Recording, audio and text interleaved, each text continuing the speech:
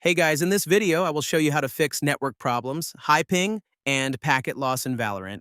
All right, let's begin. First, restart your router by unplugging it for 30 seconds and turning it back on.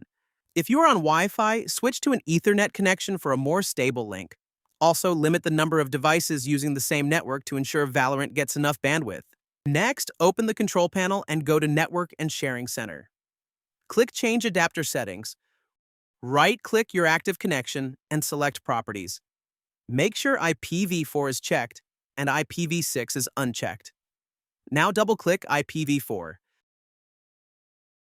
Select Use the following DNS server addresses and enter 1.1.1.1 as the preferred DNS and 1.0.0.1 as the alternate.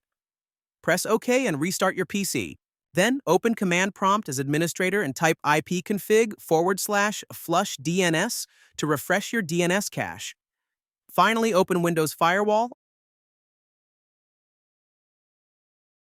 allow Riot Client, and close any background apps like OneDrive or Steam. So that's basically how you can fix network problems, high ping, and packet loss in Valorant. That's it for this video. Thanks.